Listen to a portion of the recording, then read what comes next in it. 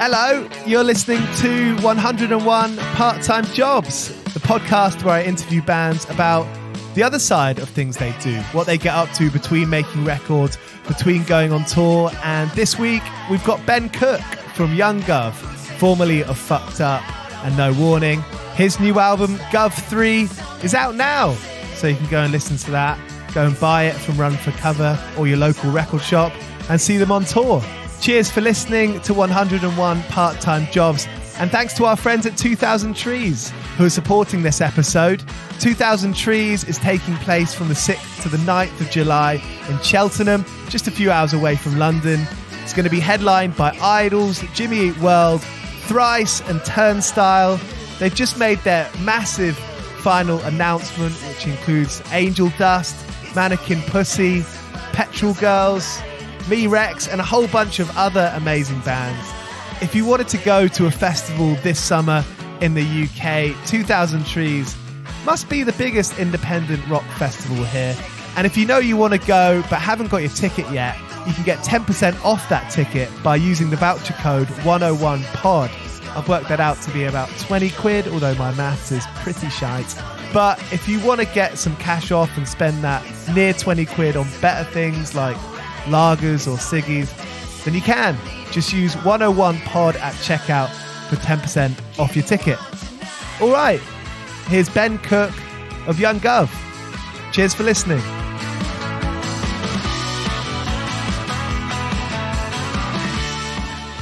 You know, I started this show a couple of years ago, naturally started with speaking to friends and then people I really look up to and admire, such as yourself, about the kind of jobs that you worked between playing in bands. You know, No Warning, you know, started really early on. Were you a late teenager? Yeah, I was maybe 16, 17 when we kind of changed our name from a really bad one to No Warning, which also isn't the best name. But 16, 17, that's when everyone's getting jobs. You know, that's when everyone's parents are kicking them up the arse and being like, look, if you're going to live in my house, you know, that's the kind of age. You know, you were pretty prolific in terms of, you know, touring and doing stuff and making records. How did those two worlds collide for you? Well, let's start with my first job, and it was a child actor. So, and going into this podcast, I completely forgot about that I did that, and that was a job, because it's such a, you know, strange part of my life. But that was a job for me that really kind of was allowed me to float kind of my music shit. I just grew up with my mom and my brother, and you know, if I ever asked for a guitar or a piece of gear, my mom would just be like, I can't afford it. What the fuck you think I am? I got into acting because, should I go there? I got kicked out of a canoe camp. I grew up in Toronto, and there was an urban canoeing camp thing where you would canoe around these cement ponds. And I just found it incredibly boring. Maybe the most boring camp I could ever be in. I thought we were going to be on the lake and stuff. So I started to, you know, act out as a little shit that I was. And I started to you know, capsize other canoes in these urban cement ponds. And so I guess the counselor had enough one day, and she kicked me out. And the only other camp that was available was an acting camp. So I joined an acting camp, and I used to make home videos and stuff. So I guess my mom thought that I'd do well in this camp. So I did, and I did well, and I got into kind of commercials and kind of just like that, from being a naughty little boy. Is that sending tapes to commercial agencies, looking in the directory and just sending them out? No, actually the camp, I remember at the end of the summer, we did this project where it was an improvised news, a newscaster set. And I was the weather person, or I don't know, I was whoever. And I read the news, and I did well. And I ended this camp that summer with some award from the camp for being one of the best actors. I don't know. And because of that, I was able to get an audition for this thing called Wrigglers. And Wrigglers was a toy for children that you would like mold and then put in the microwave, and then you would have these like little toy bugs. That was a thing, wasn't it? Stuff like toys you'd buy, they'd put in the fridge. We had one. They were like aliens, and they would multiply. Yeah, exactly. That shit's cool. I like, like little seahorses and things you cook, and like that oven. What was that oven? I don't know if you had it in England, but it was like some oven where you would literally like you would plug this thing in and you would be able to make cookies or something like as a little kid. And I always thought that was cool. I never got that. But anyway, so I was able to get this one commercial out of this thing, and the director, I think he was just like, saw that I maybe had some potential, saw that my mom was a single mom, was like, hey, I kind of want to help you, like I can point you towards a real agent, and like maybe Ben can kind of get involved in this, and see what happens. And so I ended up doing pretty well at it until I was about 14, 15. I did a lot of commercials, and like I was in Goosebumps. I mean, that was my first job, and it's the reason why I record myself. It's like got me into it. I was able to buy a 4-track really early, 12 years old, with a little cassette 4-track. I was able to buy like a Fender amp, a Strat, and kind of just like start funding my own life as a little ass kid. Those 4-tracks have such a great aesthetic. It's like an instrument in itself. I love it. I still use it. I used it on the Too Sad to Funk, like the kind of like synthy Young Guv album. I used it all over that. So yeah, I kind of became, as you do, you become a little angsty as a teenager, and I started to really question what I really wanted out of my life and my acting, and I was very trepidatious about becoming famous, and I really didn't want to be like known as I wanted to be a normal kid, because I kind of felt it going in a direction. I was starting to like do auditions for bigger stuff, and for some reason I was obsessed with not having my picture on a bus. Maybe it's because in school I'd had some form of bullying, or like kind of people kind of harassing you about like, hey, it's the kid from Goosebumps, or like, there's the kid from the fruit roll-up commercial, like little fruit, hey, little fruity. So, it happens, and it is what it is. But looking back on it, I think it actually did affect me more than I felt at the time. So I was getting into punk, and it kind of all just like the music thing was just feeling a lot more natural. It's something that I actually wanted to do, and wasn't like a money thing. And yeah, I remember getting into punk when I was on a location in Montreal doing a movie called Little Men, which is the sequel to Louisa May Alcott's Little Women. There were kids at your school watching you on TV. You were around other, young actors, presumably hungry for the limelight. Yeah, and I didn't give a shit. Like it's why I was like kind of typecasted as, if you are so lucky to see some of my parts, and if you ever do, I hope you don't, because I'm not that good. But I'm always typecasted as like the little bad boy in the movie or the show, and it's because I'd walk into auditions like in like a ripped 9 Inch Nails shirt with like my hair all long and like safety pins, like just being a teenager, and it ended up working out, and I got a bunch of parts because of they want a real kid. After being in music for so long, it's like, okay, this industry is so fucking corny too. But like, acting, it just smelled really corny, even as a little ass kid. Like I was just like, I don't think I like any of this. I actually went from acting to working to shelving my own movies. This is showing my age, but yeah, I worked at like a kind of like a Blockbuster type, like Canadian version of it.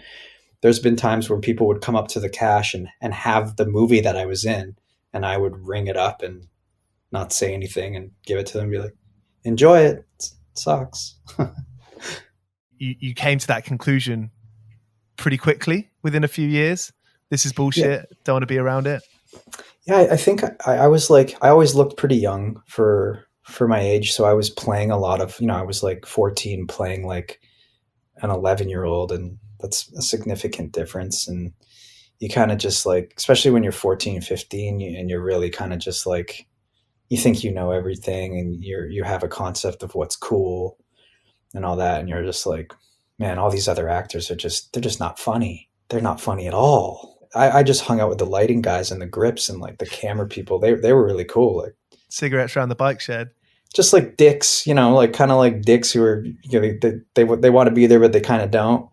It's like I resonated with those people.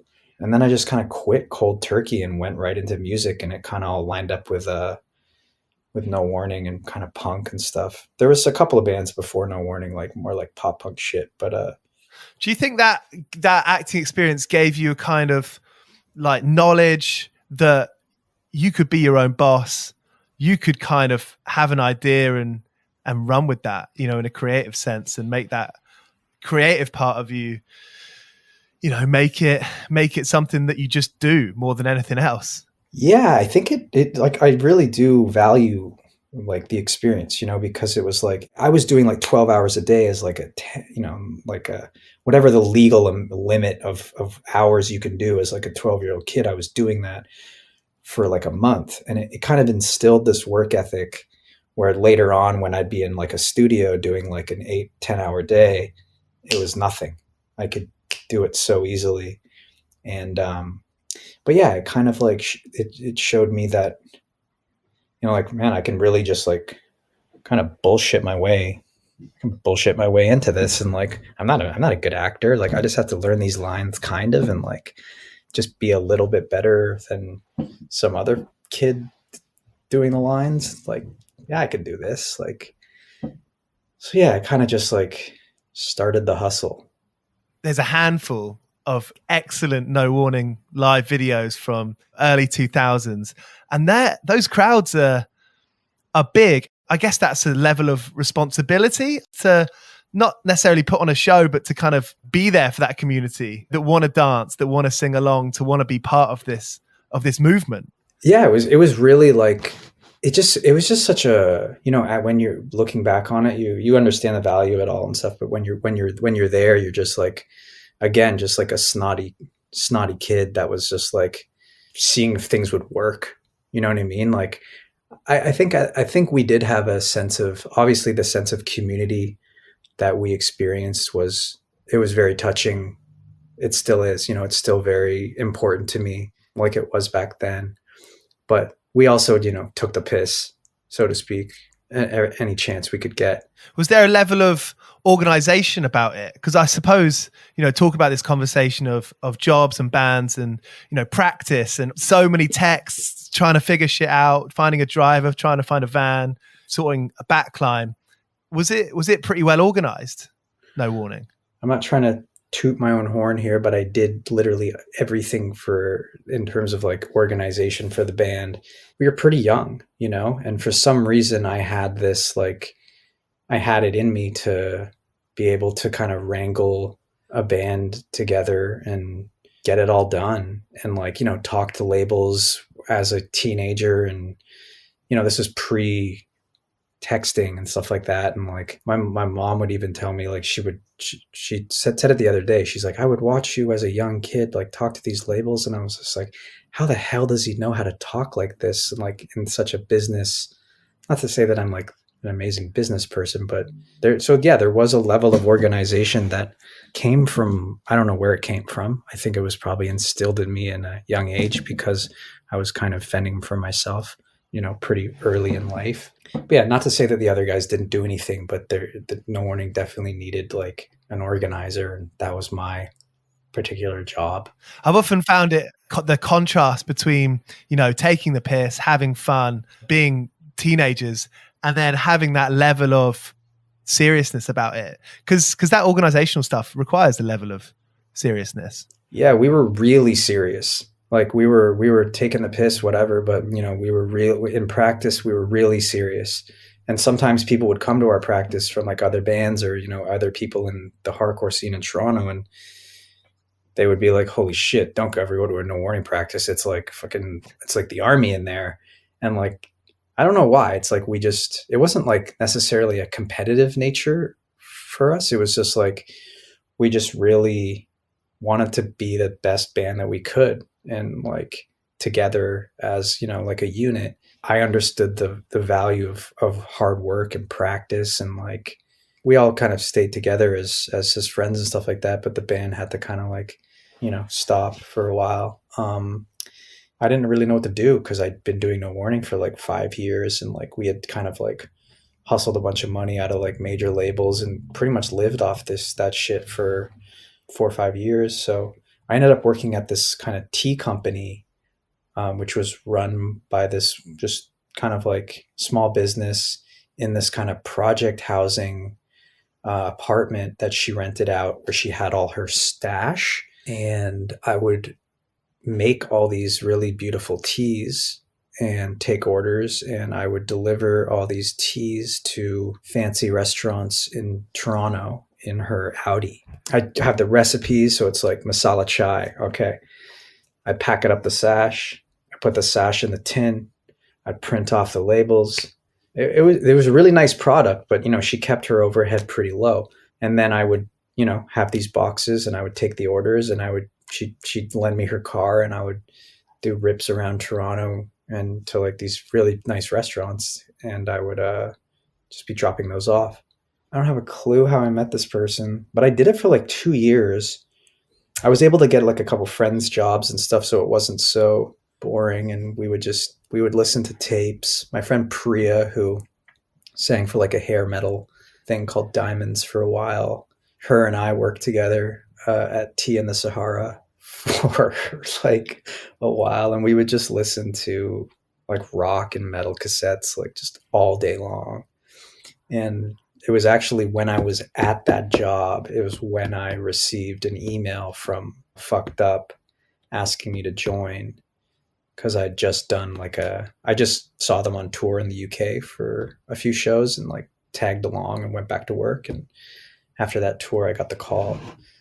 And I remember like opening the email at work and being like, should I join Fucked Up or continue working at this tea place? And I'm like, I think I'll probably just join Fucked Up. Like, I've always been a fan. Like, they're my friends. Like, yeah, sounds good.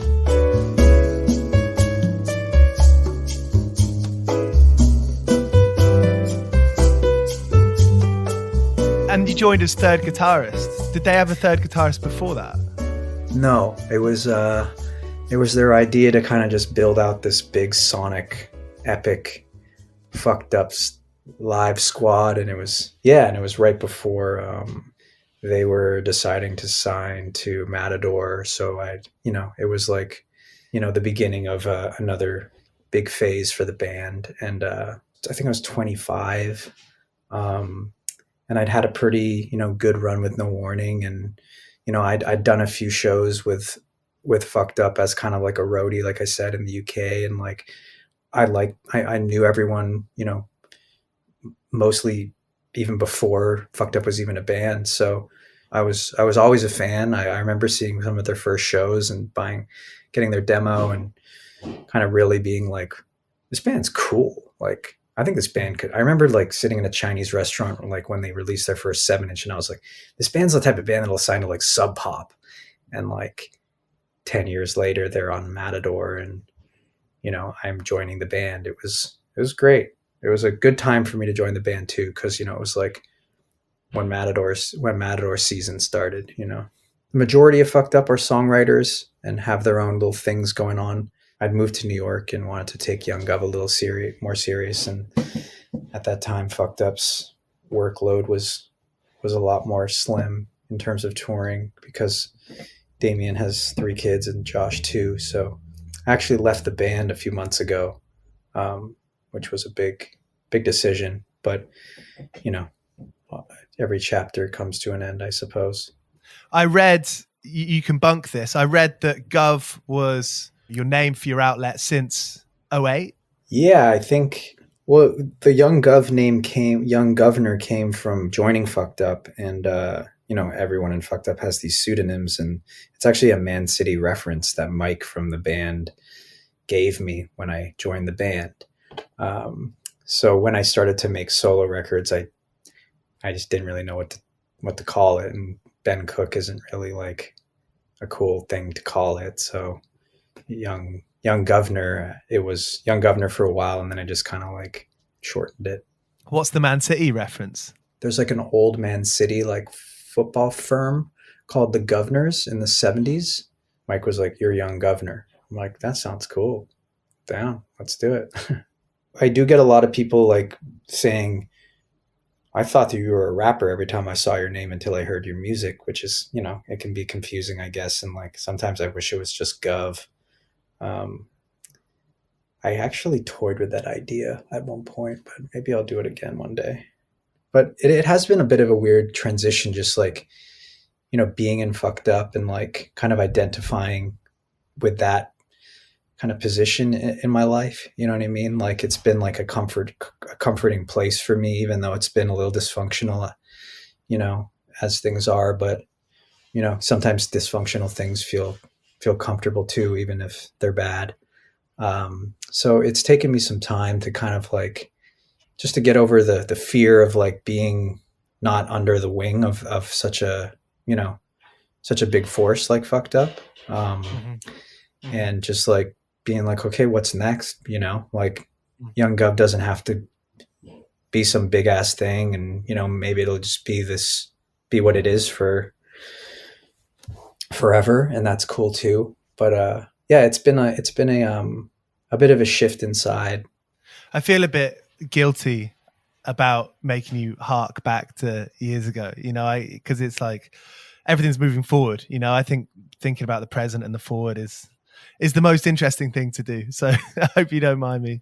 No, it's cool. Like I'm used to it. And like, it is like, it's good to kind of like to go back and talk about these things. I mean, I don't really talk about it that much. I'm not really like in my regular life when I'm not on a podcast, I'm not really the type of person to always talk about the old days and whatever. And it's like, I'm happy to do it when it's in this context for sure. It's important. It's important to kind of like recognize that a lot of it was just stupid and just doesn't have to be taken so seriously sometimes.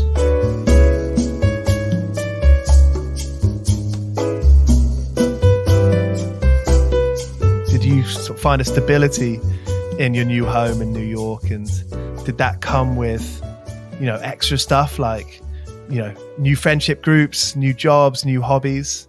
I was able to hustle some music stuff here and there, and, some production gigs. And I don't really know how I did it for 3 years in New York, to be honest, but I didn't, I was able to do it. And that's kind of like the New York vibe. You do like 5 or 6 different things at a time and you just make it work, or you don't and you leave.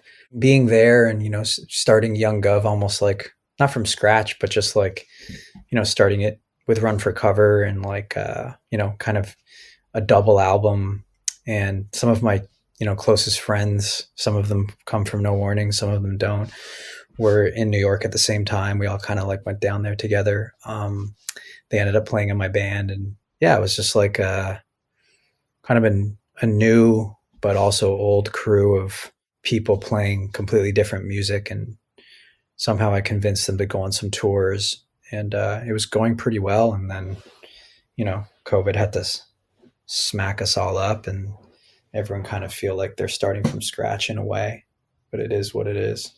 I've done some like paid work for like bigger bands, like hired songwriting stuff, which was amazing. I co-wrote some Sum 41 stuff back in the day as kind of like a gig. And I mean, I really enjoy that kind of stuff, writing, producing for others. And I've done it up until, like I still do it, but, I really enjoy that kind of stuff because it kind of takes the pressure off you a little bit. And it's like kind of putting yourself into another role. I wish there was more kind of collaborative stuff in guitar music, I find that it's just like, I know that people do like, remote collabs and stuff like that, but sometimes it's just like, I prefer to just get in the studio, or just like come over, something like that. Like I'm not really good at sending tracks back and forth. Ben, cheers for joining me to do this, and nice one for turning away from the Man City game. What's the score? Fuck yeah, let's check the score. Hold on. Oh, if the stream froze. Okay, we'll be a surprise later. Well, thank you very much. Appreciate it. So there he was, as he was, Ben Cook of Young Guv. Cheers for listening to 101 Part-Time Jobs. See you next week. Here's Cocksparrer. I've been working all day for me mate on the side, running around like a blue-ass fly. I've been working all day for me mate. Every bleeding minute I've been on the go, up and down the ladder like a fiddler's elbow. I've been working all day for me mate.